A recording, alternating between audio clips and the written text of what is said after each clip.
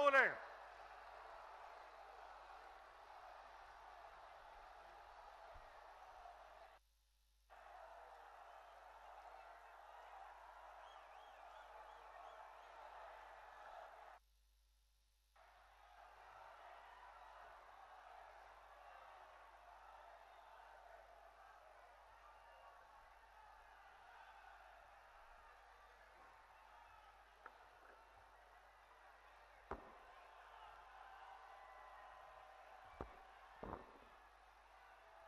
मित्रों, हम बचपन से श्यामलाल गुप्त जी की कविता सुनते रहे हैं कि विजयी विश्व तिरंगा प्यारा और झंडा ऊंचा रहे हमारा। लेकिन सही मानों में इसको किसी ने चरितार्थ किया है तो हमारे यशस्वी प्रधानमंत्री जी ने किया है। आज हमारे भारत का तिरंगा पूरे शान से पूरे विश्व में लहरा रहा है। ऐसे हमारे आदरणीय प्रधानमंत्री जी इस समय मंच पर विराजमान हैं। हम और आप सब उनका एक बार जोरदार तालियों से स्वागत करें। मित्रों, इसके बाद सभा को आगे बढ़ाते हुए मैं माल्यार्पण के क्रम में आदरणीय अपने प्रदेश अध्यक्ष जी से अनुरोध करता हूं कि वो आए और हमारे यशस्वी प्रधानमंत्री जी का पुष्प गुच्छ देकर स्वागत करें। मित्रों, इसके बाद में सूक्ष्म लघु एवं मध्यम उद्यम मंत्री माननीय कलराज मिश्र जी का से अनुरोध करता हूं कि आदरणीय प्रधानमंत्री जी का पुष्प गुच्छ देकर स्वागत करें। उसके बाद में अपने क्षेत्रीय अध्यक्ष माननीय श्री उपेंद्र दत्त शुक्ल जी से अनुरोध करता हूं कि वो माननीय प्रधानमंत्री जी को पुष्प गुच्छ देकर स्वागत करें। मित्रों, इसके पश्चात मैं माननीय केशव प्रसाद मौर्य जी से, आदरणीय कलराज जी से, उपेंद्र शुक्ल जी से, आदरणीय ओम प्रकाश माथुर जी जो हमारे प्रदेश प्रभारी हैं, राज्यसभा के जी, उनसे भी अनुरोध है कि पुष्प गुच्छ देकर आदरणीय प्रधानमंत्री जी का स्वागत करें। साथ ही मैं केशव प्रसाद मौर्य जी से, कलराज मिश्र जी से, आदरणीय उपेंद्र शुक्ल जी से, जयप्रकाश शाही और महेंद्र यादव एक बड़ी माला जो आई है, मैं अनुरोध करता हूं कि ये सारे लोग मिलकर एक बड़ी माला पहना के, जिसमें मैं भी सम्मिलित हूं, स्वागत करें।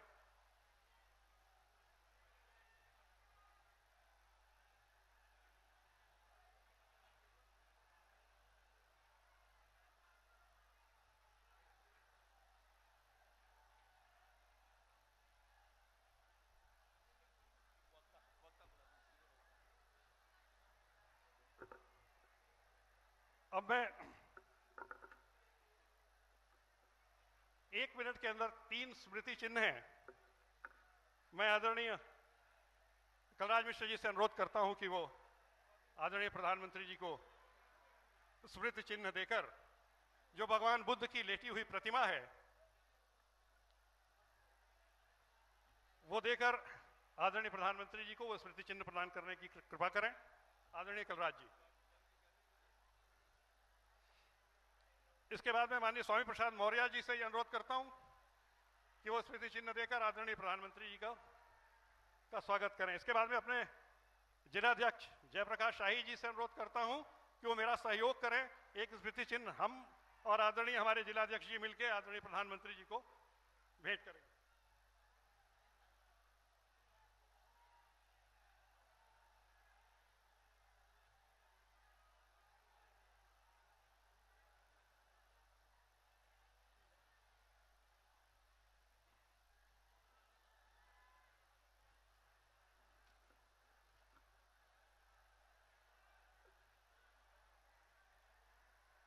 मित्रों, अब मैं गोरक्ष पीठाधीश्वर परम पूज्य आदरणीय महाराज योगी आदित्यनाथ जी से अनुरोध करता हूं कि वो मंच पर हमारे माइक के समक्ष आएं और आदरणीय यशस्वी प्रधानमंत्री जी का स्वागत करें। आदरणीय योगी। भारत माता की। बंधुओं, पहली बार आजादी के बाद कोई प्रधानमंत्री तथागत की इस धरती पर आए हैं। मैं आप सबसे अनुरोध करूंगा कि माननीय प्रधानमंत्री जी का जोरदार उद्घोष के साथ आप स्वागत करें। भारत माता की, भारत माता की, भारत माता की। परिवर्तन यात्रा के तथागत की इस भूमि पर पहुंचने पर भारत के यशस्वी प्रधानमंत्री माननीय नरेंद्र मोदी जी के जनपद कुशीनगर आगमन पर आयोजित इस सभा के माननीय अध्यक्ष जी, आदरणीय प्रधानमंत्री जी, भारतीय जनता पार्टी के राष्ट्रीय उपाध्यक्ष और प्रदेश के प्रभारी माननीय ओम माथुर जी, केंद्रीय मंत्रीगण आदरणीय कलराज मिश्र जी, माननीय मनोज सिन्हा जी, श्रीमती अनुप्रिया पटेल जी, मंच पर उपस्थित भारतीय जनता पार्टी के सभी सम्मानित पदाधिकारीगण, माननीय जनप्रतिनिधिगण, जनपद कुशीनगर और देवरिया के गांव-गांव से उपस्थित नागरिक बंधुओं, उपस्थित माताएं, मैं पूर्वी उत्तर प्रदेश की जनता की ओर से भारत के यशस्वी प्रधानमंत्री माननीय श्री नरेंद्र मोदी जी का तथागत भगवान बुद्ध की इस पावन भूमि पर आप सब की ओर से हृदय से स्वागत करता हूं, अभिनंदन करता हूं। बंधुओं, आजादी के बाद पहली बार जहां किसी भी प्रधानमंत्री का पहला आगमन इस जनपद में है, हम सब के लिए ये तो महत्वपूर्ण है ही, साथ साथ आजादी के बाद पहली बार कोई प्रधानमंत्री पूर्वी भारत और पूर्वी उत्तर प्रदेश के विकास की योजना को लेकर के आगे बढ़ा है। गोरखपुर के 26 वर्षों से बंद खाद कारखाने का शिलान्यास और यहां पर इंसेफ्लाइटिस, डेंगू, कालाजार, मलेरिया तथा तमाम प्रकार की विषाणु जनित बीमारियों से प्रतिवर्ष हजारों की संख्या में होने वाली मौतों पर मौन रहने वाली सरकारों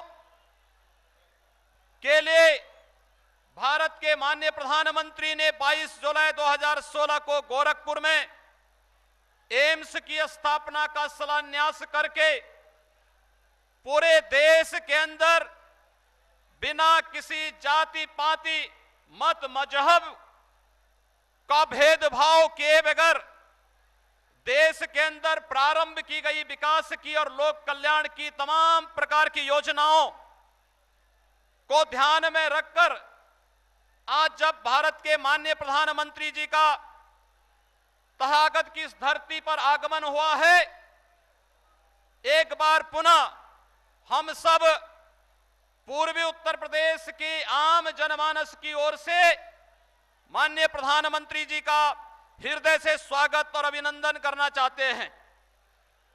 सज्जनों, हम सब जानते हैं पूरे प्रदेश में माननीय प्रधानमंत्री जी के आह्वान पर परिवर्तन की एक बहार दिखाई दे रही है। परिवर्तन यात्रा को मिलना पार जन समर्थन और माननीय प्रधानमंत्री जी के प्रत्येक आह्वान पर देश की कोटि कोटि आम जनमानस के द्वारा जिस उत्साह के साथ देश के अंदर चंद लोगों के द्वारा मचाए जाए शोर की परवाह के बगैर अपार समर्थन प्राप्त हो रहा है, वह आज इस जनसभा और इस रैली के माध्यम से भी स्पष्ट दिखाई देता है। मैं माननीय प्रधानमंत्री जी के संज्ञान में लाना चाहता हूं कि यह पूर्वी उत्तर प्रदेश कभी चीनी का कटोरा माना जाता था, लेकिन प्रदेश में सपा और बसपा के इन 14 वर्षों के कार्यकाल के दौरान पूर्वी उत्तर प्रदेश की चीनी मिलों को बंद कर दिया गया, बेच दिया गया। 31 चीनी मिलों से में 21 चीनी मिलें आज बंद पड़ी हुई हैं, जो 10 चीनी मिलें चल रही हैं। अगर आपकी कृपा नहीं होती और आपने 6,000 करोड़ रुपए की राशि नहीं दी होती तो यहां के गन्ना किसानों का गन्ना मूल्य का भुगतान अब तक नहीं हुआ होता। अब भी प्रदेश सरकार के संरक्षण में चलने वाली तमाम चीनी मिलों पर गरीब गन्ना किसानों का वर्षों का गन्ना मूल्य का भुगतान अभी भी बाकी है। यह परिवर्तन यात्रा के साथ साथ पूर्वी उत्तर प्रदेश की अर्थव्यवस्था की रीढ़, यह चीनी उद्योग, गोरखपुर के खाद्य कारखाने के पुनरुद्धार के साथ साथ यहां के चीनी उद्योग के पुनरुद्धार की भी आस आपसे ही करती है, क्योंकि उत्तर प्रदेश में समाजवादी और बहुजन समाजवादी पार्टी से जनता को अब किसी भी प्रकार की कोई आस नहीं रही। और इसीलिए हम सब आपसे प्रार्थना करेंगे कि आपने देश के अंदर जिस प्रकार का तेजस्वी नेतृत्व दिया है, आज दुनिया भारत का सम्मान कर रही है। हम सब गौरव की अनुभूति करते हैं जब हम दुनिया के अंदर भारत के माननीय प्रधानमंत्री का सम्मान देखते हैं तो 125 करोड़ का भारत अपने आप को गौरवान्वित महसूस करता है। हम देखते हैं जब अभी हाल ही में अमेरिका के अंदर राष्ट्रपति का चुनाव चल रहा था और तब जब अमेरिका के राष्ट्रपति चुनाव के वर्तमान राष्ट्रपति जो विजयी हुए हैं, जब उनसे इस बारे में पूछा गया कि आखिर आपका आइकॉन कौन है, तो उन्होंने कहा कि कोई है तो भारत के प्रधानमंत्री नरेंद्र मोदी हैं। सचमुच पूरे भारत के अंदर 125 करोड़ की जनता इस दृश्य को देख करके कि जो अमेरिका दुनिया का दादा बनता था, दुनिया की सामरिक और आर्थिक ताकत थी, आज उस अमेरिका के अंदर भी चुनाव का मुद्दा कोई बनता है तो भारत का प्रधानमंत्री बनता है। भारत को आपने हर क्षेत्र में आगे बढ़ाने का जो संकल्प लिया है, पूर्वी उत्तर प्रदेश का बच्चा बच्चा आपके इस अभियान के साथ अपने आप को संबद्ध करता है। मैं एक बार पुनः पूर्वी उत्तर प्रदेश के विकास का जो नया भोर आपने प्रारंभ किया है, पहली बार हमने पूर्वी उत्तर प्रदेश में विकास की योजनाओं को अपनी आंखों से देखा है और उन योजनाओं को क्रियान्वित होते हुए हम देख रहे हैं। आपने 22 जुलाई को गोरखपुर के खाद्य कारखाने का शिलान्यास किया था, आज उसका निर्माण कार्य गोरखपुर में प्रारंभ हो चुका है। एम्स का आपने शिलान्यास किया, उत्तर प्रदेश सरकार अभी भी उसमें कहीं ना कहीं बाधा पैदा करके जमीन आवंटन को लेकर के अभी भी उसमें बाधा पैदा करने का प्रयास कर रही है, लेकिन हमें विश्वास है कि जनता जनार्दन विकास के कार्यों में बाधक ऐसे तत्वों को एक ओर उठा करके फेंकेगी, अवश्य फेंकेगी। इस विश्वास के साथ एक बार पुनः तथागत की इस भूमि पर मैं आपका हृदय से स्वागत और अभिनंदन करता हूं। जनता जनार्दन की ओर से हृदय से स्वागत और अभिनंदन करता हूं। धन्यवाद। जय हिंद। अब मैं अपने अत्यंत लोकप्रिय और बहुत ही सरल और सहज अपने स्वभाव के लिए सुविख्यात आदरणीय प्रदेश अध्यक्ष माननीय श्री कृष्ण प्रसाद मौर्य जी का आह्वान करता हूं कि वो आए और हम आपको संबोधित करें। बोलिए भारत माता की। इतनी धीरे से बोलेंगे तो कैसे काम चलेगा बताइए।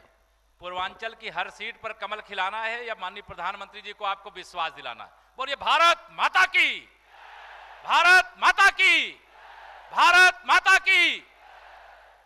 भारत के यशस्वी प्रधानमंत्री जिनका एक एक पल इस देश के गरीबों के लिए, इस प्रदेश के गरीबों के लिए, इस देश के नौजवानों के लिए, इस देश के किसानों के लिए समर्पित है। विश्व के सबसे शक्तिशाली नेता भारत के प्रधानमंत्री माननीय श्री नरेंद्र मोदी जी का मैं कुशीनगर जो भगवान तथागत बुद्ध की धरती है, इस धरती पर हृदय से स्वागत करता हूं, अभिनंदन करता हूं। यहां पर मंच पर उपस्थित भारतीय जनता पार्टी के राष्ट्रीय उपाध्यक्ष और प्रदेश के प्रभारी आदरणीय श्री ओम प्रकाश माथुर जी, भारतीय जनता पार्टी उत्तर प्रदेश के वरिष्ठतम नेता और केंद्र में मंत्री आदरणीय श्री कलराज मिश्र जी, मंच पर विराजमान गोरक्ष पीठाधीश्वर पूज्य योगी आदित्यनाथ जी महाराज, केंद्र सरकार के मंत्री आदरणीय श्री मनोज सिन्हा जी, आदरणीय बहन अनुप्रिया पटेल जी, इस क्षेत्र के लोकप्रिय सांसद आदरणीय श्री राजेश पांडे जी, मंच पर विराजमान आदरणीय डॉक्टर रमापति राम त्रिपाठी जी, आदरणीय सूर्य प्रताप शाही जी, स्वतंत्र जी, आदरणीय शिव प्रताप शुक्ल जी, आदरणीय रामेश्वर चौरसिया जी, श्री पंकज सिंह जी, आदरणीय श्री स्वामी प्रसाद मौर्य जी, उपेंद्र दत्त शुक्ल जी, आदरणीय रीता बहुगुणा जोशी जी और मंच पर विराजमान भारतीय जनता पार्टी के सभी वरिष्ठ नेता, सामने बैठे हुए मेरे पितातुल बड़े बुजुर्गों, नौजवान साथियों, माताओं, बहनों, मैं आप सबके चरणों में नमन करके प्रणाम करता हूं और आशीर्वाद इस बात के लिए मांगना चाहता हूं कि माननीय प्रधानमंत्री जी ने इस देश को भ्रष्टाचार से मुक्त कराने के लिए, इस देश को गरीबी से मुक्त कराने के लिए, इस देश को काले धन से मुक्त कराने के लिए जो नोटबंदी का फैसला किया है, यहां पर तालियों के गड़गड़ाहट के साथ माननीय प्रधानमंत्री जी के इस फैसले का समर्थन, जोरदार तालियों के साथ इस फैसले का हम सब समर्थन करते हैं।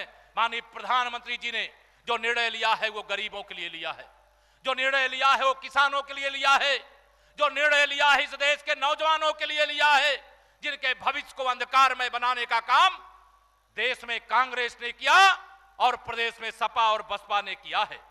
मैं आप सब लोगों से लंबी बात नहीं करूंगा, आप सब माननीय प्रधानमंत्री जी को सुनना चाहते हैं, मैं भी माननीय प्रधानमंत्री जी को सुनना चाहता हूं। आप सबके सामने 2014, अभी 2014 आप सब लोगों ने भूले नहीं होंगे। 2014 में उत्तर प्रदेश के अंदर 73 लोकसभा सीटों पे आपने कमल खिलाने का काम किया। सपा बसपा कांग्रेस को मालूम है कि 2017 में उत्तर प्रदेश के अंदर कमल खिलने जा रहा है। 300 से अधिक सीटें भारतीय जनता पार्टी जीतने जा रही है। मित्रों, यह जो विपक्ष लड़ाई लड़ रहा है, ये 2017 की नहीं लड़ रहा है, ये 2019 की लड़ाई लड़ रहा है। यह माननीय नरेंद्र मोदी जी के नेतृत्व में फिर से केंद्र में भाजपा की सरकार ना बने, इसके लिए लड़ाई लड़ रहा है। इसलिए मैं आप सबसे अपील करना चाहता हूं, 2017 में भारतीय जनता पार्टी की सरकार बनाइए, 300 से अधिक सीटों पर कमल खिलाइए और जब 2019 आवे, इस विपक्ष को जवाब देने के लिए इस बार 73 नहीं 80 की 80 लोकसभा सीटों पे उत्तर प्रदेश से कमल खिला करके माननीय मोदी जी के नेतृत्व में भारत को विश्व की आर्थिक महाशक्ति, विश्व की सामरिक महाशक्ति, भारत को गरीबी से मुक्त, भारत को भ्रष्टाचार से मुक्त बनाने के लिए मैं आप सब को यह अपील करना चाहता हूं। उत्तर प्रदेश में सपा बसपा ने 14 वर्षों से बर्बादी करने का काम किया है। देश के सबसे नाकाम मुख्यमंत्री श्री अखिलेश यादव, उत्तर प्रदेश को भ्रष्टाचार में डुबोने वाली बहन मायावती जी, इन दोनों लोगों से उत्तर प्रदेश को मुक्त करने के लिए माननीय प्रधानमंत्री जी ने 2014 का नारा दिया था, कांग्रेस मुक्त भारत देश। आपने भारत को कांग्रेस से मुक्त कर दिया। लेकिन 2017 का नारा है, सपा बसपा मुक्त उत्तर प्रदेश करेंगे। 2017 में सपा बसपा मुक्त उत्तर प्रदेश। इसे उत्तर प्रदेश के अंदर 2017 में साइकिल पंचर नहीं करना है मित्रों, साइकिल के टुकड़े टुकड़े करके उसे सैफई भेज देने का काम करना है। जिस हाथी ने उत्तर प्रदेश के अंदर भ्रष्टाचार फैलाया, जो बहन मायावती जी ने पिछड़ों के, दलितों के और गरीबों के ओढ़ बेच करके अपने हाथी को खिलाया और उनका हाथी बहुत मोटा हो गया और माननीय प्रधानमंत्री जी के फैसले के बाद वो हाथी जो बहुत मोटा हो गया था, भैंस के बच्चे से भी छोटा हो गया। इसलिए बहन जी बिलबिला रही हैं, बहन जी चिल्ला रही हैं, भ्रष्टाचार भारतीय जनता पार्टी है तो नहीं होने दिया जाएगा। माननीय नरेंद्र मोदी जी भारत के प्रधानमंत्री हैं तो गरीब का हक नहीं लूटने दिया जाएगा। या भारतीय जनता पार्टी की सरकार माननीय प्रधानमंत्री जी के नेतृत्व में गरीबों के लिए, गांवों के लिए, किसानों के लिए समर्पित है। मैं आप सबसे अपील करके आज यहां पर जाना चाहूंगा, 2017 या 2019 हमारा सबका सौभाग्य है। इसलिए मैं अपील करके कह करके जाना चाहूंगा, विश्वास करो तुम मोदी पर, विश्वास करो तुम मोदी पर। यह नवयुग का निर्माता है, ऐसा नेता इस धरती पर एक बार ही आता है। इसलिए माननीय मोदी जी के समर्थन में, माननीय मोदी जी के साथ हम सब खड़े हैं। समाजवादी पार्टी की सरकार ने, चाहे भाजपा का कार्यकर्ता हो, चाहे गरीब आदमी हो, सबके खिलाफ फर्जी मुकदमे लिखे, पूरे पुलिस तंत्र का दुरुपयोग किया। मैं आप सब लोगों से अपील करना चाहता हूं, और अखिलेश यादव जी कान खोल करके सुन लो, आपने फर्जी मुकदमे लिख करके भाजपा के कार्यकर्ताओं को फंसाया होगा, आम जनता को सताया होगा। जब भाजपा की सरकार बनेगी और असली मुकदमे लिखे जाएंगे तो आधी समाजवादी पार्टी जेल के अंदर नजर आएगी। इसलिए बहुत गलत कर लिया, बहुत अत्याचार कर लिया, बहुत कानून व्यवस्था को ध्वस्त कर लिया। अब आपके जाने की बारी है, आपके विदाई की तैयारी है। आप माननीय मोदी जी के किसी फैसले पर सवाल उठाते हो। अरे अखिलेश यादव जी, तुम उत्तर प्रदेश की कानून व्यवस्था नहीं संभाल पा रहे हो। तुम्हारे राज्य में अपराधी पुलिस से नहीं डरते, पुलिस अपराधियों से डरती है। ऐसी सरकार को उखाड़ फेंकिए। बहुजन समाजवादी पार्टी को आपने 2014 में ही विदा कर दिया है। अब सपा बसपा यूपी को नहीं चाहिए, अब उत्तर प्रदेश को जातिवाद नहीं चाहिए, परिवारवाद नहीं चाहिए। माननीय नरेंद्र मोदी जी के नेतृत्व वाली भारतीय जनता पार्टी को अब उत्तर प्रदेश में विकासवाद चाहिए। मैं विश्वास के साथ यहां पर कहकर अपनी बात समाप्त करूंगा कि माननीय मोदी जी के नेतृत्व में भारत पूरे विश्व में नंबर 1 बनेगा। और जिस दिन भारतीय जनता पार्टी की सरकार बनेगी, जिस दिन भारतीय जनता पार्टी की सरकार बनेगी, आप विश्वास रखिए, भारत अगर विश्व में नंबर 1 बनेगा तो माननीय प्रधानमंत्री जी उत्तर प्रदेश के ही सांसद हैं, उत्तर प्रदेश पूरे भारत में भी नंबर 1 जरूर बनेगा। इसी विश्वास के साथ माननीय प्रधानमंत्री जी का मैं बहुत बहुत स्वागत करता हूं। मंच पे तमाम वरिष्ठ नेता हैं, उन सब का भी बहुत स्वागत करता हूं। सामने बैठे हुए सभी एक एक नौजवान कार्यकर्ताओं, यह आपकी परीक्षा है। 2014 हम चुनाव जीते हैं नौजवानों, तो आपके बल पर जीते।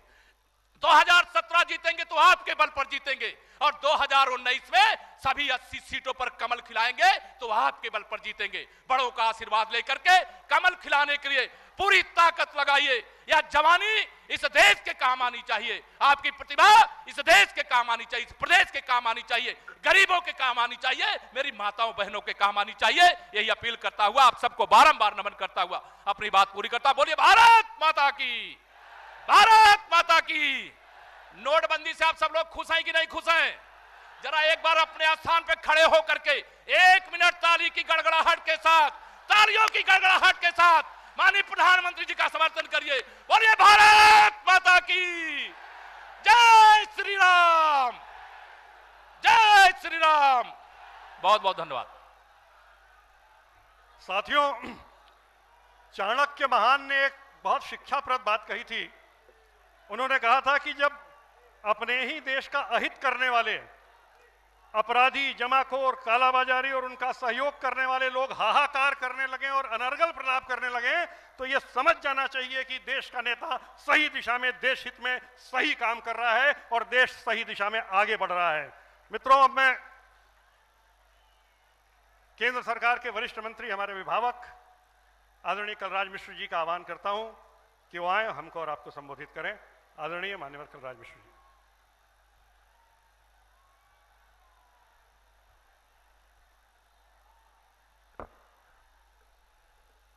इस महारैली में आए हुए भारत के प्रधानमंत्री, जिन्होंने देश के गौरव को दुनिया भर में बढ़ाया है, ऐसे आदरणीय नरेंद्र मोदी जी, मंच पर विराजित भारतीय जनता पार्टी के राष्ट्रीय उपाध्यक्ष और उत्तर प्रदेश के प्रभारी आदरणीय ओम माथुर जी, प्रदेश के अध्यक्ष आदरणीय श्री केशव प्रसाद मौर्य जी, भारत सरकार में मंत्री आदरणीय श्री मनोज जी, आदरणीय अनुप्रिया पटेल जी, विधायक जन्मेजय सिंह जी, गंगा सिंह कुशवाहा जी, पूर्व अध्यक्ष डॉक्टर रमापति त्रिपाठी जी, सूर्य प्रताप शाही जी, क्षेत्रीय अध्यक्ष श्री उपेन्द्र शुक्ल जी, श्रीमती रीता बहुना जी, मंचस्थ हमारे स्वामी प्रसाद मौर्य जी, दारा सिंह जी, सभी सम्मानित नेतागण, यहाँ उपस्थित बड़ी संख्या में आए हुए सभी किसान भाइयों,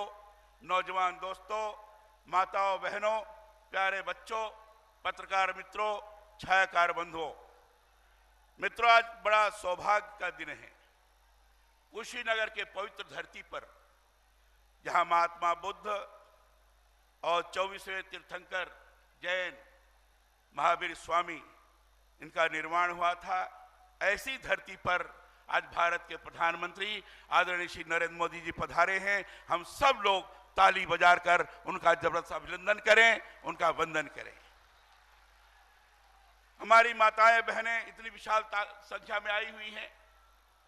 अभी जब नोटों का 500 और 1000 रुपए नोट का बंदी हुई, विमुद्रीकरण किया गया, उसमें कुछ लोगों ने जब यहाँ के माताओं से पूछा, खेत में काम कर रही, कि मोदी जी ने जो नोटबंदी की है इससे आपको क्या लगा है?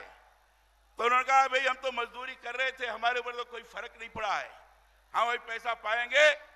ये तो बड़े बड़े लोगों के ऊपर इसका आघात हुआ है, बड़े बड़े लोग इसके लिए परेशान हैं, इसलिए मोदी जी के बारे में उन शब्दों का प्रयोग कर रहे हैं, हमारे ऊपर कोई असर नहीं पड़ा है। ऐसी माताओं को मैं प्रणाम करता हूं, उनका अभिनंदन करता हूं।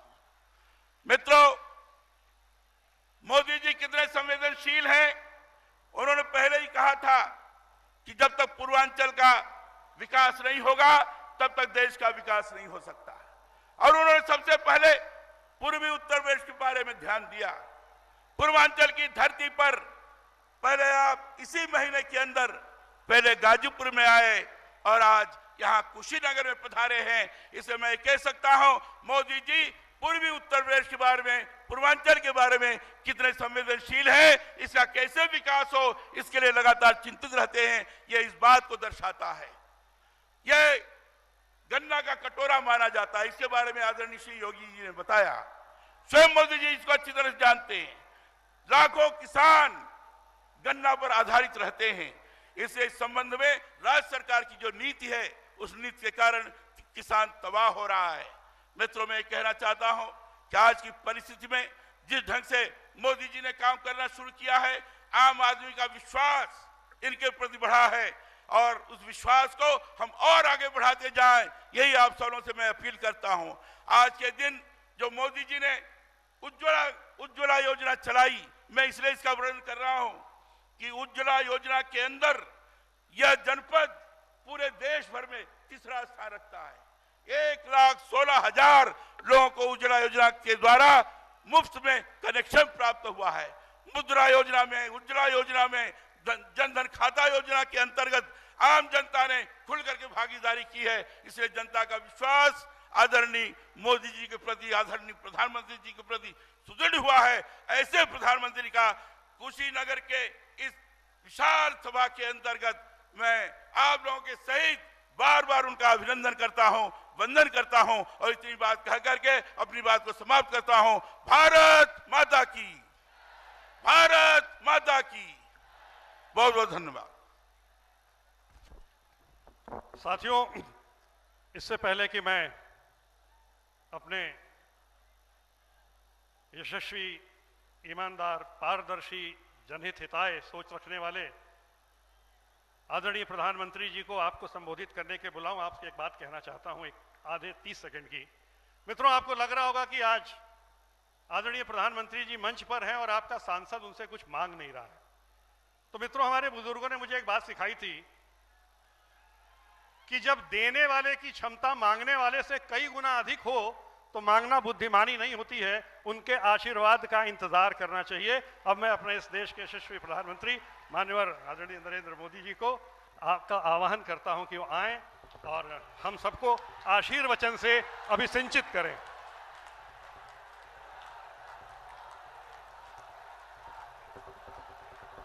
मोदी मोदी मोदी मोदी।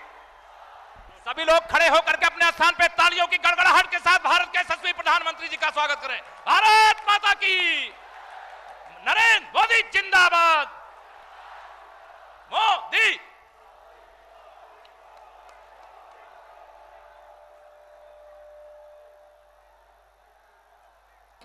भारत माता की, भारत माता की।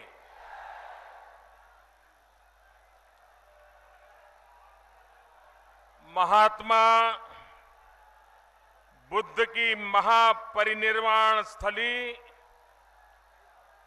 कुशीनगर की ई पवित्र भूमि के प्रणाम करत बानी। सब काम धाम, खेती बाड़ी, जोतनी बोवनी छोड़ के रउआ लोग इतनी बड़ी संख्या में यहां आयल बीड़ी ई देख के हमारा मन गदगद हो गईल बा। आप लोगन के भी प्रधान सेवक का नमस्कार। ये भगवान बुद्ध का धरती है, भगवान महावीर का ये धरती है। भारत सहित पूरी दुनिया के यह धरती शांति अहिंसा के उपदेश दिहलस। अस्तेर और क्रांति एवं योग का उन्नायक शिवावतारी महायोगी गोरखनाथ यही क्षेत्र के अपने तपस्या के लिए चुनल। महान संत कबीर यही क्षेत्र में चिर शांति पवला। यह भूमि पर दुनिया में सबसे पहले लोकतंत्र का जन्म भइल। गणराज्यन के ई पवित्र भूमि से प्रदेश में परिवर्तन का हुंकार फूंकले के अब समय आ गया बा। रउआ लोग अब प्रदेश के विकास खातिर भी गौठी बांधी के तैयार हो जाई।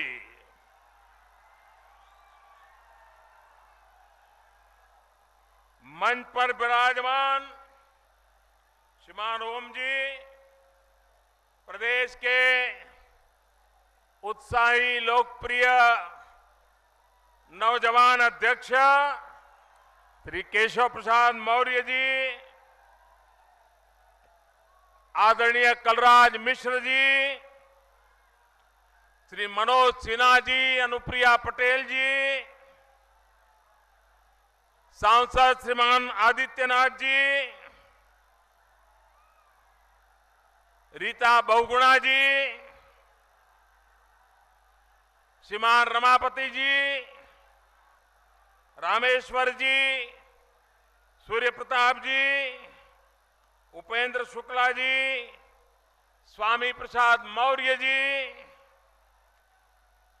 हमारे यहां के सांसद श्रीमान राजेश पांडे जी, श्रीमान कामेश्वर सिंह जी, श्री राम चौहान जी, संतोष सिंह जी, जन्मेजय सिंह जी, दारा सिंह जी, विजय दुबे जी, स्वतंत्र देव सिंह जी, जयप्रकाश जी, शिव प्रताप शुक्ला जी, जयप्रकाश निषाद जी, भाई पंकज सिंह, महेंद्र यादव जी, श्री गंगा सिंह कुशवाहा जी, रविंद्र कुशवाहा जी और विशाल संख्या में पधारे हुए मेरे प्यारे भाइयों और बहनों, मुझे एक बार फिर आप सबके बीच आने का सौभाग्य मिला है।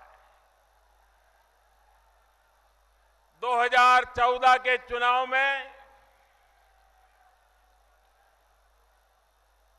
मैं उत्तर प्रदेश के काशी क्षेत्र से चुनाव लड़ रहा था। उत्तर प्रदेश के कई स्थानों में जाने का सौभाग्य मिला था, लेकिन मेरे भाइयों बहनों, उस समय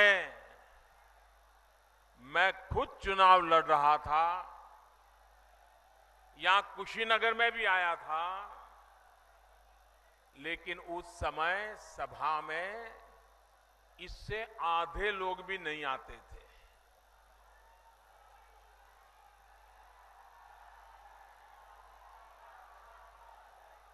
और माताएं बहनें तो कभी नहीं आती थी। आज इतनी बड़ी तादाद में माताएं बहनें मुझे आशीर्वाद देने आई हैं। इतनी बड़ी विशाल जनसभा मुझे आशीर्वाद देने आई है।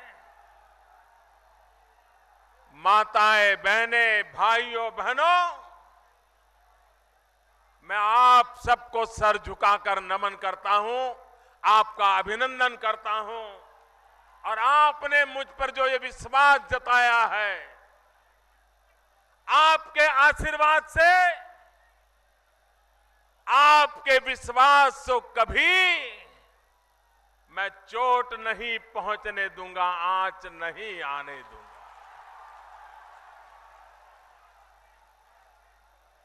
भाइयों बहनों, हम सालों से सुनकर के आए हैं कि हमारा देश कृषि प्रधान देश है।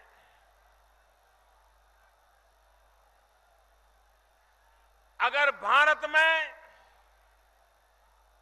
गांव, गरीब, किसान, उसके जीवन में अगर हमने बदलाव लाया होता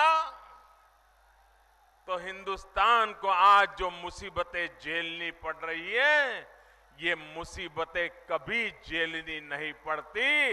ये हमारा गांव ताकतवर होता, हमारा किसान ताकतवर होता तो वो हिंदुस्तान की समस्याओं को दूर करने के लिए सबसे पहले खड़ा हुआ होता। और इसलिए भाइयों बहनों, आज जो दिल्ली में सरकार बैठी है, ये सरकार पूरी तरह गरीबों को समर्पित है। ये सरकार गांव को समर्पित है। ये सरकार किसानों को समर्पित है। ये सरकार दलित, पीड़ित, शोषित, वंचित, इन सभी हमारे समाज के लोगों को समर्पित है, उनका कल्याण करना चाहता।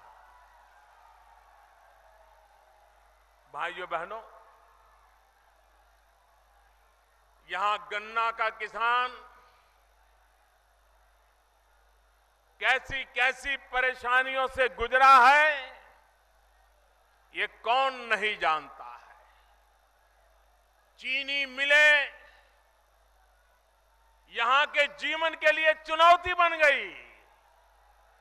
और राजेश जी कह रहे थे, अगर देने वाला मजबूत है तो मांगने की जरूरत क्या है। भाइयों बहनों, मैं भी आप ही के जैसा हूं। ये जमाना चला गया जब सरकार में बैठे हुए लोग ये मानते थे कि वो देने वाले बन गए हैं। हम तो सेवक हैं, सेवक आपकी सेवा करने के लिए आए हैं। आपका कष्ट हमारा कष्ट है। आपकी कठिनाइयों को दूर करना ये हमारी जिम्मेवारी है। सेवा भाव से करना हमारी जिम्मेवारी है। भाइयों बहनों, अगर देने वाला कोई है तो देशवासी है। भाइयों बहनों, जनता जनार्दन देने वाली होती। और आपने मुझे इतना दिया है, इतना दिया है, मैं तो कर्ज चुकाने आया हूं। भाइयों बहनों, कर्ज चुकाने आया। 2014-15 में गन्ना किसानों का बकाया 22,000 करोड़ रुपया था। भाइयों बहनों, 22,000 करोड़।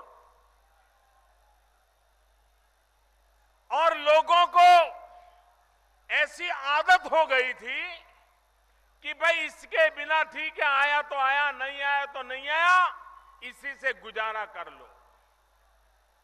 लोग नाराजगी भी व्यक्त नहीं करते थे, सिर्फ हाथ जोड़ के विनती करते रहते थे। चीनी मालिकों को कह रहते थे कि जरा भुगतान कर दो। लखनऊ में सरकार को परवाह नहीं होती थी। उसको तो लगता था कि चुनाव आएंगे, कुछ इधर उधर का बांट देंगे तो गाड़ी चल जाएगी। लोग सहने के आदी हो गए थे। जब जब दिल्ली में सरकार बनी, उत्तर प्रदेश के लोगों ने मुझे इतना बड़ा सेवा का अवसर दिया। हमने तय किया कि गन्ना किसानों की चिंता करेंगे। भाइयों बहनों, 2014-15 के 22,000 करोड़ बकाया था। अब शायद मुश्किल से उंगली से गिन सके इतना बचा होगा। बाकी सारी बातें किसान के घर तक पहुंचा दी। मेरे पास चीनी वाले आए थे, वो कह रहे थे साहब दाम कम हो गया है, चीनी का कारखाना चलाना मुश्किल हो गया है, हमें पैकेज दे दो। मैंने कहा पैकेज लेने की आपकी आदत पुरानी है, लेकिन मोदी नया है।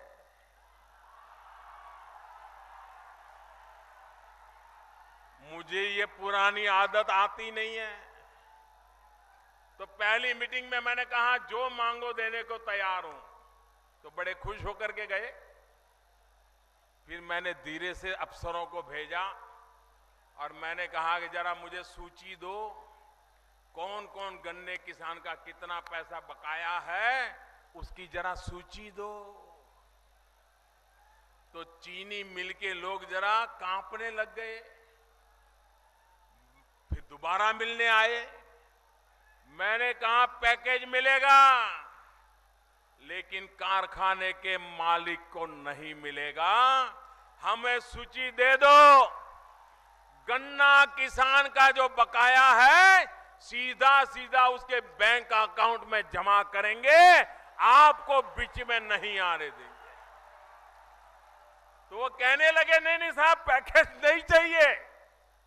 यहां तक कहने लग गए पैकेज नहीं चाहिए। भाइयों बहनों, सरकार ने फैसला किया गन्ना किसानों का बकाया है, उसका पैकेज चीनी मालिकों को नहीं दिया जाएगा, गन्ना किसानों के खाते में जमा होगा। और जिन जिन लोगों ने बैंक का खाता खुलवाया उसका तुरंत फायदा उनको मिल गया, उनके खाते में सीधा पैसा जमा हो गया, कोई बिचौलिया बीच में नहीं आया। भाइयों बहनों, चीनी मिले चले, गन्ना किसान को उसकी मेहनत का पैसा मिले, इसके लिए हमारी भरपूर कोशिश है। लेकिन इसके लिए एक के बाद एक कदम उठाने पड़ते हैं। हमने कदम उठाया कि जब चीनी का दाम कम हो जाता है दुनिया में, तो चीनी मिलें बंद हो जाती हैं। चीनी मिलें बंद हो जाए तो गन्ना किसान का गन्ना कोई खरीदता नहीं है, और खरीदता है तो 3 महीने 4 महीने के बाद खरीदता है, और तब उसका वजन कम हो जाता है। वजन कम हो जाता है तो किसान तो घाटे में ही चला जाता है। ये खेल चलता रहता है और बेचारा किसान चुपचाप सहन करता रहता है। हमने तय किया अगर दुनिया में चीनी का दाम इधर उधर हो गया तो हम हिंदुस्तान के चीनी के कारखाने में चीनी नहीं बनाएंगे तो इथेनॉल बनाएंगे। इथेनॉल बना करके पेट्रोल डीजल की जगह पर उसको उपयोग करेंगे, गाड़ी चलाने के लिए उसको जलाएंगे, लेकिन किसान का गन्ना नहीं जलने देंगे। और चीनी मिलों को इथेनॉल बनाने के लिए मजबूर किया। जिनके पास प्लांट नहीं थे उनको कहा है प्लांट लगाओ। चीनी का दाम गिर जाता है तो चीनी मत बनाओ, इथेनॉल बनाओ, और पेट्रोल की जगह पर इथेनॉल उपयोग करो, डीजल की जगह पर इथेनॉल उपयोग करो, लेकिन गन्ने के किसान को मरने नहीं दिया जाएगा। यह काम हमने करके दिखाया। भाइयों बहनों, 100 करोड़ लीटर अब तक का हिंदुस्तान का रिकॉर्ड है कि भारत ने 100 करोड़ लीटर इथेनॉल बना करके गाड़ियों में उसका उपयोग किया। उसके कारण जो विदेशों से तेल लाना पड़ता है उसमें हम कुछ बचत कर पाए। इधर गन्ना के किसान को भुगतान कर पाए। भाइयों बहनों, समस्याएं आती है, लेकिन समस्याओं के रास्ते भी खोजे जा सकते हैं। ये सरकार ऐसी है जो समस्याओं को भी सामना करने के लिए हर पल तैयार रहती है, जनता जनार्दन के साथ खड़े रह करके चलती है। भाइयों बहनों, मैं हमेशा कहता हूं, उत्तर प्रदेश का भला तब तक नहीं होगा जब तक उत्तर प्रदेश का पूर्वी उत्तर प्रदेश उसका विकास नहीं होगा। पूर्वी उत्तर प्रदेश का विकास होना चाहिए, और विकास करने के लिए रेल का काम हो, रोड का काम हो, इसके लिए भारत सरकार अरबों खरबों रुपए लगा रही है। हमारे मनोज सिन्हा जी रेल मंत्री दिन रात लगे हुए हैं कि रेल में विकास उत्तर प्रदेश में कैसे हो, उत्तर प्रदेश के लोगों को कैसे लाभ मिले। पूर्वी उत्तर प्रदेश में कोई बीमार हो जाए तो कहां जाए, कब पहुंचे, अच्छी अस्पताल नहीं।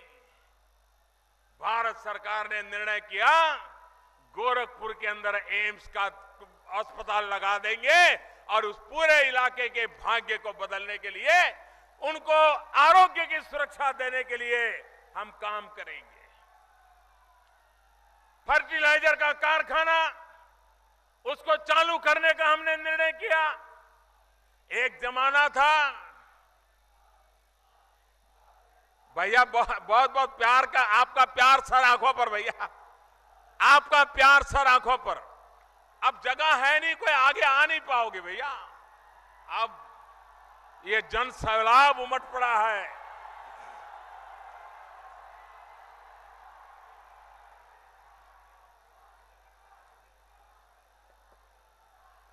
भाइयों बहनों,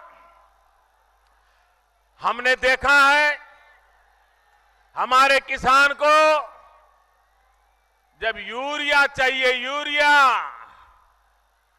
किसान को रात रात यूरिया लेने के लिए कतारों में खड़े रहना पड़ता था। हड्डियां पिघल जाए ऐसी ठंड में रात रात कतार में खड़े रहना पड़ता था, लेकिन देश में कभी किसी को इसकी पीड़ा नहीं होती थी। और जब यूरिया लेने जाता था, पुलिस आकर के लाठीचार्ज करती थी, किसान को यूरिया नहीं मिलता था। मेरे भाइयों बहनों, 1 साल हो गया, आपने देखा होगा कहीं पर यूरिया के लिए रात को कतार नहीं लगानी पड़ती, कहीं पर यूरिया के लिए पुलिस को लाठी नहीं चलानी पड़ती। ये कैसे हुआ? ये जादू कैसे आया? भाइयों बहनों, रातों रात कोई यूरिया का कारखाना तो नहीं लग गया था, लेकिन क्यों नहीं मिलता था यूरिया? यूरिया की पैदावार नहीं थी क्या? यूरिया की पैदावार थी, यूरिया के कारखाने चलते थे, किसान को सब्सिडी भी मिलती थी, लेकिन यूरिया किसान के खेत में नहीं जाता था, केमिकल के कारखाने में चोर रास्ते से चला जाता था। और केमिकल वालों को सस्ते में यूरिया मिल जाता था, उसमें से वो अपनी और चीजें बना करके बाजार में बेचते थे। फर्टिलाइजर फसल के लिए हुआ करता था, फर्टिलाइजर यूरिया ये उद्योगपतियों की भलाई के लिए उपयोग में आता था। हमने आकर के उसकी दवाई की, बड़ा अच्छा उपाय ढूंढ निकाला। हमने कहा हम यूरिया का नीम कोटिंग कर देंगे। जो नीम का पेड़ होता है, नीम की जो फली होती है उसका तेल यूरिया पर लगा देंगे। उससे जो धरती माता है उसको भी अच्छा खुराक मिल जाएगा। और एक बार यूरिया पर नीम कोटिंग हो गया तो किसी भी केमिकल के लिए वो यूरिया बेकार हो गया। और इसलिए अब 100 ग्राम यूरिया भी केमिकल के कारखाने में नहीं जाता है। जितना यूरिया पैदा होता है किसान के खेत में जाता है। बताइए भाइयों बहनों, चोरी बंद हुई कि नहीं हुई? बेईमानी बंद हुई कि नहीं हुई? काला बाजारी बंद हुई कि नहीं हुई? किसान को यूरिया मिला कि नहीं मिला? भाइयों बहनों, क्या इसका ज्ञान पहले नहीं था क्या? पहले की सरकारों को भी इसका ज्ञान था, कागज पे सब लिखा हुआ है, लेकिन किसान से ज्यादा उनको कारखाने वालों की चिंता थी। और इसलिए कभी उन्होंने यूरिया की इस प्रकार से चिंता नहीं की। हमने 100% यूरिया नीम कोटिंग कर दिया, उसके कारण आज किसान को यूरिया मिल रहा है। भाइयों बहनों, हमने किसान के लिए सॉइल हेल्थ कार्ड बनाया। आज आप देखते होंगे जब हम बीमार हो जाते हैं तो हम लोग ब्लड टेस्ट करवाते हैं। पेशाब की जांच करवाने के लिए डॉक्टर कहता है, उसका जब तक रिपोर्ट नहीं आता है डॉक्टर दवाई नहीं देता है। वो कहता है पहले पैथोलॉजिकल जांच करवा के लाइए, ब्लड टेस्ट का रिपोर्ट लाइए, यूरिन टेस्ट का रिपोर्ट लाइए, उसके बाद वो दवाई करता है। भाइयों बहनों, जैसा शरीर का स्वभाव है वैसा ही ये हमारी धरती माता का भी है। धरती माता में भी बीमारियां होती हैं, धरती माता में भी ताकत होती है, अच्छाइयां होती है। और इसलिए जैसे हमारे शरीर में ब्लड की जांच हो सकती है, हमारे खून की जांच हो सकती है, हमारे पेशाब की जांच हो सकती है, वैसे ये धरती मां के अंदर क्या क्या अच्छाइयां हैं, किस कमियां हैं, उसकी जांच हो सकती है। और इसलिए हमने ये धरती मां की जांच करने की लेबोरेटरी बनाना, अपनी जमीन, खेत की जमीन का टेस्टिंग करवाना, और फिर रिपोर्ट आती है कि आपके जमीन में ये दवाई डालनी चाहिए, ये नहीं डालनी चाहिए, ये खाद डालना चाहिए, ये खाद नहीं डालना चाहिए, ये फसल उगानी चाहिए, ये फसल नहीं उगानी चाहिए।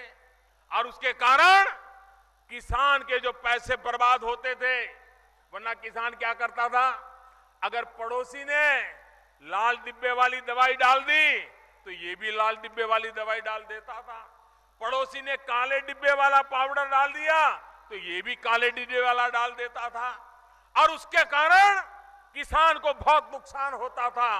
भाइयों बहनों, हमने सॉइल हेल्थ कार्ड लगा करके किसान को उसकी धरती माता की रक्षा कैसे हो, उस धरती माता में से ज्यादा उपज कैसे मिले, उसके लिए रास्ता खोल दिया। और जो आने वाले दिनों में भाइयों बहनों किसान का भला करने वाला है। भाइयों बहनों, हमारा किसान कितनी ही मेहनत करे, लेकिन हमारा किसान कितनी ही मेहनत करे, लेकिन जब प्राकृतिक आपदा आ जाए तो उसकी सारी मेहनत मिट्टी में मिल जाती है, पानी में बह जाती है, किसान बर्बाद हो जाता है।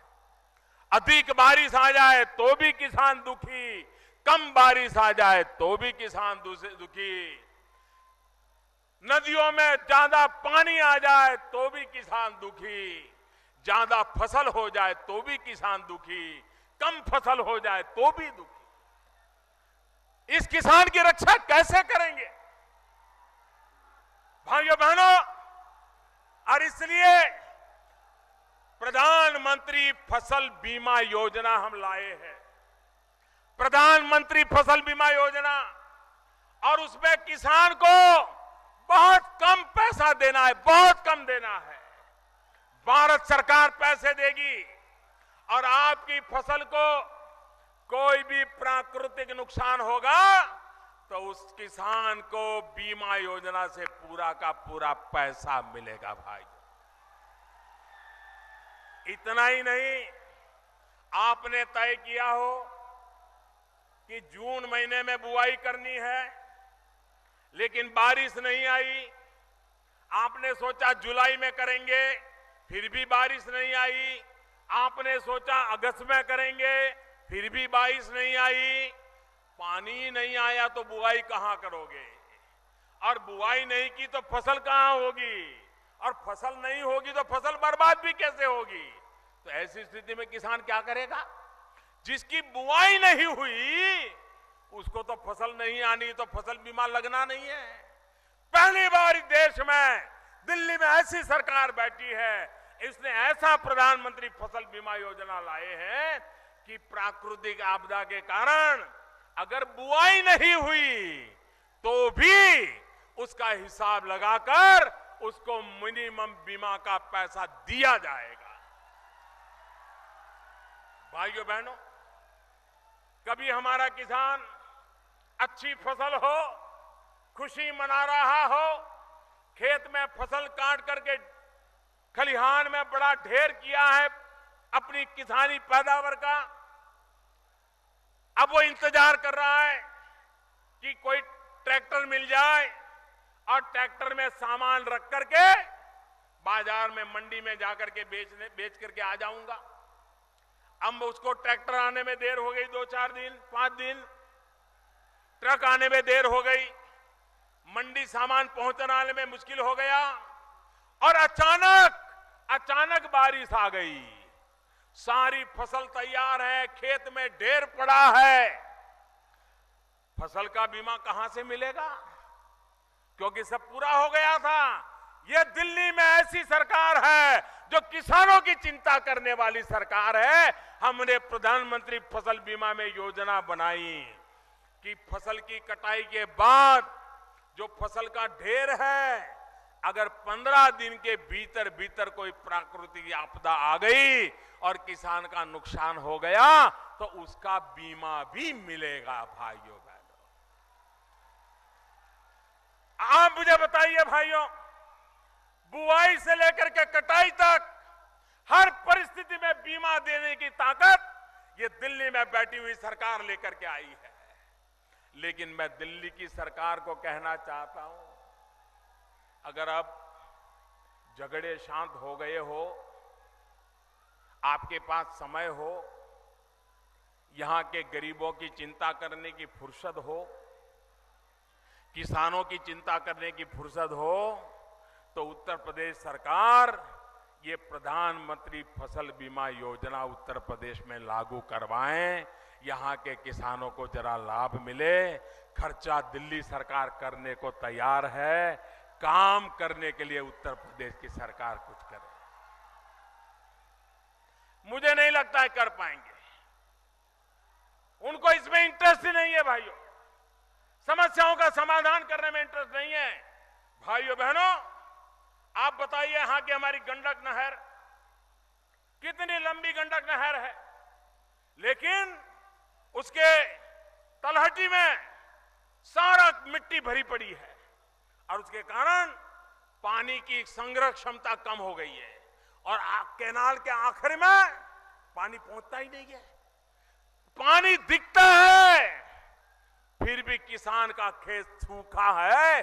भाइयों बहनों, हम कह कह करके थक गए इन सरकारों को, उत्तर प्रदेश सरकार को कह कह कर थक गए कि मनरेगा के पैसे हम दे रहे हैं, अब मनरेगा से इस गंडक की नहर जो है उसको जरा मिट्टी निकलवाइए ताकि पानी मेरे किसानों को पहुंचे। उनको ये करने की भी फुर्सत नहीं। आप मुझे बताइए भाइयों, क्या ये कूड़ा कचरा निकालना वो कोई राजनीति है क्या? राजनीति है क्या? ये कूड़ा कचरा निकालोगे तो किसान का भला होगा कि नहीं होगा? अगर नहर साफ होगी तो किसान का भला होगा कि नहीं होगा? लेकिन भाइयों बहनों, ये ऐसे राजनीतिक प्रकृति के लोग हैं कि उनको कूड़ा कचरा निकालना ही नहीं है। उनको सब जगह पे कूड़े कचरे में ही मजा आता है। अभी पिछले दिनों हमने एक निर्णय किया भ्रष्टाचार के खिलाफ, काले धन के खिलाफ 500 और 1000 की नोट बंद कर दी।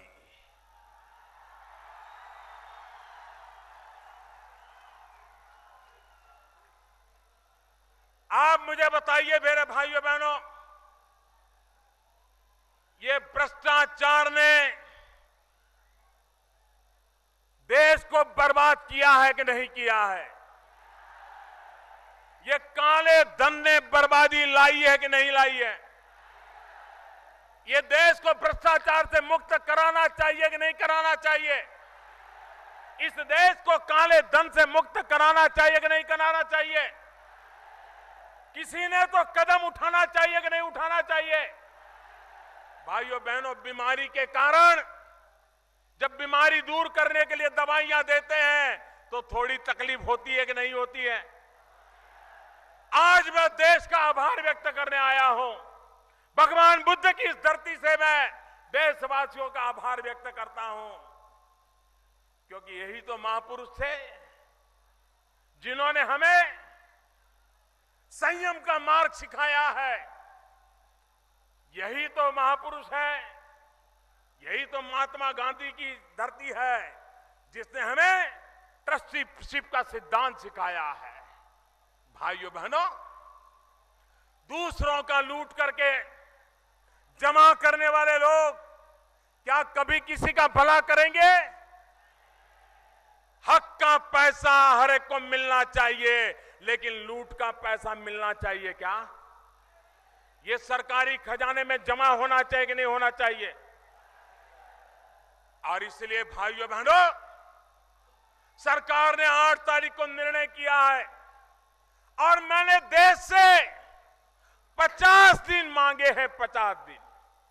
पहले दिन मैंने कहा है कि तकलीफ होगी, जो बड़े बड़े हैं उनको बड़ी बड़ी तकलीफ होगी, लेकिन छोटे छोटे लोगों को छोटी छोटी तकलीफ तो होगी। मेरे भाइयों बहनों, ये देश की जनता को मैं नमन करता हूं। ये लोकतंत्र की ताकत देखिए।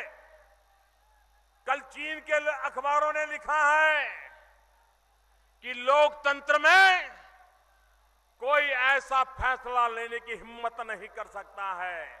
अरे उन्हें मालूम नहीं है भारत की जनता की रग रग में ऐसा लोकतंत्र है जो औरों की भलाई सोचता है, अपनी भलाई बाद में सोचता है, और इसलिए जनता जनार्दन के आशीर्वाद के कारण ऐसा कठोर फैसला करने का साहस होता है। मैं इस बात से सहमत हूं। मैंने पहले दिन से कहा है कि निर्णय सरल नहीं है, उसको लागू करना भी सरल नहीं है। 8 तारीख को ही मैंने कहा था कि 50 दान तकलीफ रहने वाली है। अभी तो मेरे प्यारे भाइयों बहनों 20 दिन हुआ है, अभी 30 दिन बाकी है। सरकार पूरी तरह आपकी समस्याओं का समाधान करने के लिए लगी हुई है और देशवासियों ने तकलीफ झेल करके भी मेरा साथ दिया है। इसके लिए मैं देशवासियों का जितना आभार व्यक्त करूं उतना कम है। भाइयों बहनों, ये बात सही है। लोग ऐसा समझाते हैं कि हमारे पास नोटें नहीं है तो हम क्या करें। भाइयों बहनों, आप लोग अपना मोबाइल फोन रिचार्ज कराना जानते हैं कि नहीं जानते हैं? क्या किसी स्कूल में पढ़ने के लिए गए थे? नहीं गए थे ना? आ गया कि नहीं आ गया? आपको मोबाइल फोन रिचार्ज कैसे करना आ गया कि नहीं आ गया? कितने पैसे भरना, कैसे भरना, कहां भरना, सब आया कि नहीं आया? कोई सिखाने आया था? नहीं आया था। भाइयों बहनों, आप व्हाट्सएप करते हैं, व्हाट्सएप यूं यूं करते चला जाता है। कोई सिखाने आया था, कोई पढ़ाने आया था, किसी स्कूल में सीखने गए थे, आपको आया कि नहीं आया? आज भाइयों बहनों, टेक्नोलॉजी इतनी सरल है कि यहां आप लोग फोटो निकालते हैं और यहीं से अपने दोस्तों को फोटो भेज रहे हैं। भेज रहे हो ना? मैं देख रहा हूं सब लोग फोटो निकाल रहे हैं। भेज रहे हो ना? जितनी आसानी से आप अपने मोबाइल फोन से फोटो भेज सकते हो, व्हाट्सएप भेज सकते हो, अपने मोबाइल फोन का अकाउंट रिचार्ज करा सकते हो, उतनी ही आसानी से बैंक में अगर आपका खाता है, बैंक में अगर आपका पैसा है, तो आप मोबाइल फोन से जो भी खरीदना हो खरीद सकते हो, जो भी लेना हो ले सकते हो। आज आपका मोबाइल फोन, ये आपका मोबाइल फोन यही आपके बैंक की ब्रांच बन गया है। आपके हथेली में आपकी अपनी बैंक बन गई है। पहले जेब में बटुआ रखना पड़ता था और बटुए में पैसे रखने पड़ते थे।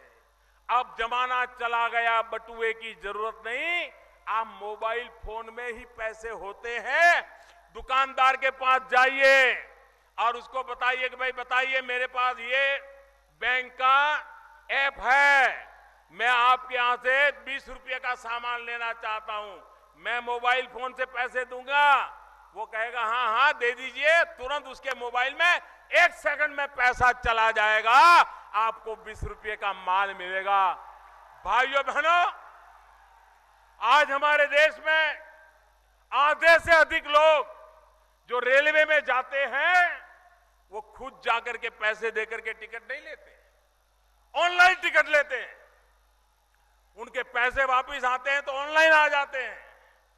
भाइयों बहनों, आज आपने अखबार में एक इश्तहार देखा होगा, एक एडवर्टाइजमेंट आज आपने अखबार में देखा होगा।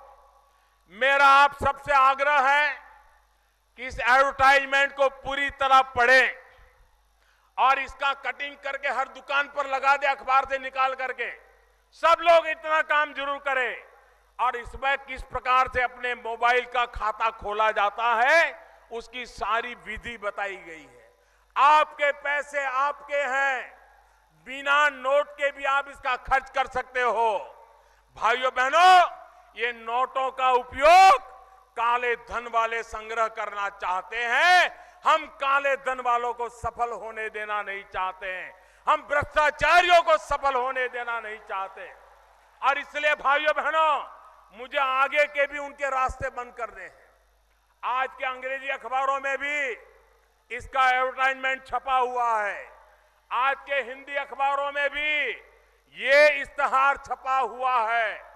मेरा आप सबसे आग्रह है, और यहां जो भारतीय जनता पार्टी के कार्यकर्ता है वो अखबार से कटिंग निकाल करके हर दुकान के बाहर एक बोर्ड पे लगा दें, और ऐसे इश्तहार रोज आते जाएंगे।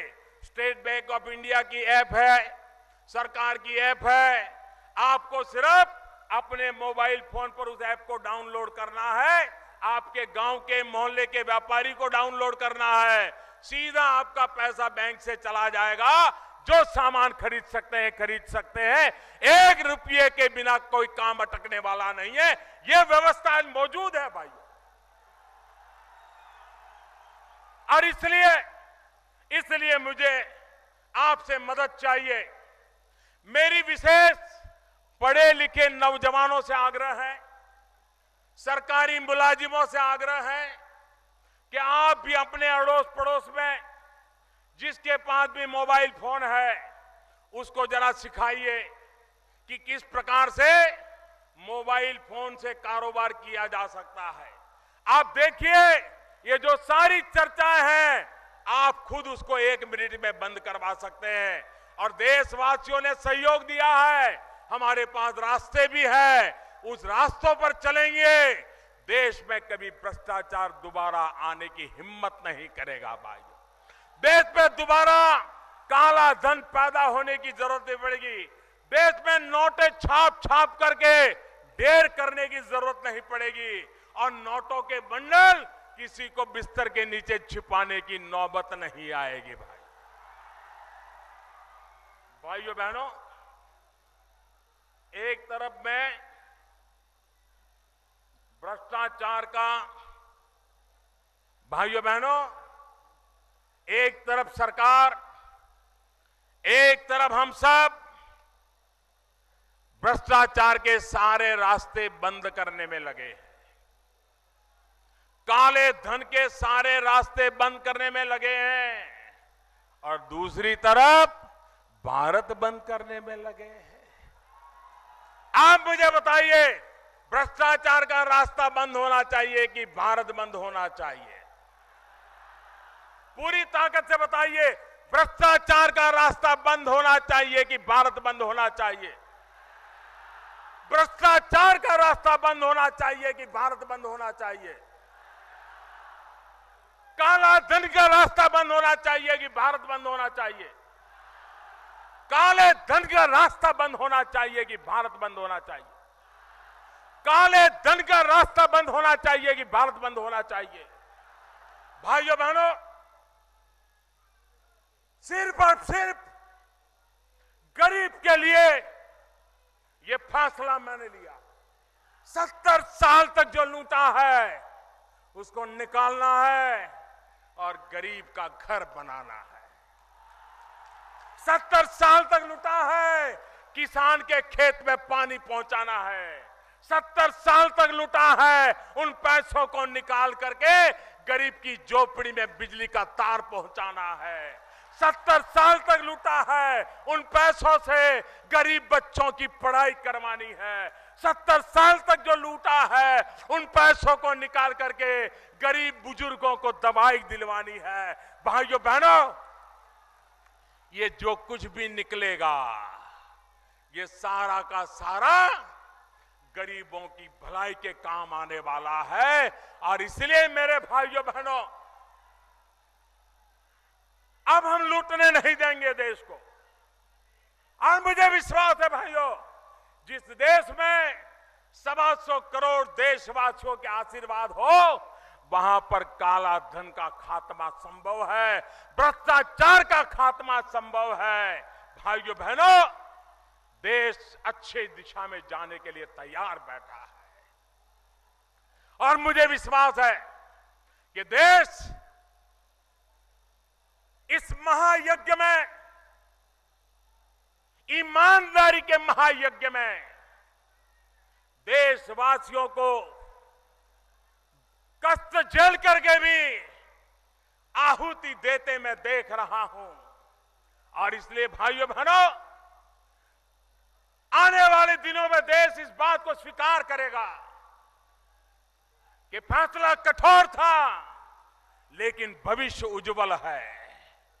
और इसलिए मेरे भाइयों बहनों, मैं आपसे अनुरोध करने आया हूं कि आप गांव के हर दुकानदार को इन अखबार के माध्यम से कैसे मोबाइल पर उनकी बिजनेस लगाया जा सकता है सिखाइए। आप स्वयं कम से कम 10 परिवार, 15 परिवार उनको सिखाइए।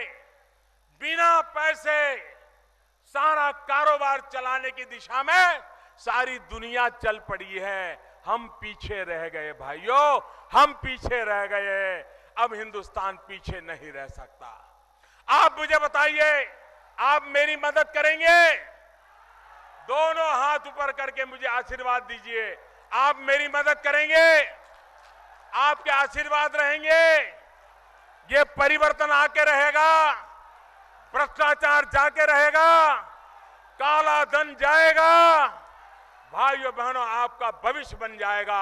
आपके आशीर्वाद के लिए मैं आपका बहुत बहुत आभारी हूं। धन्यवाद।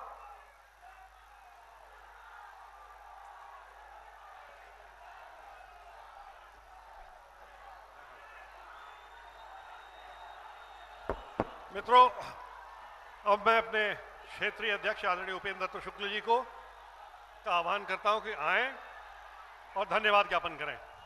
भारत के यशस्वी प्रधानमंत्री विश्व नेता माननीय नरेंद्र मोदी जी ने कुशीनगर की इस तथागत की धरती पर यहां आकर के हम सबके बीच में जो समय दिया, हमारी इस विराट जनसभा को संबोधित किया, मैं कुशीनगर, देवरिया, गोरखपुर क्षेत्र के संपूर्ण कार्यकर्ताओं, जनता जनार्दन के तरफ से उनके प्रति हार्दिक धन्यवाद ज्ञापित करता हूं।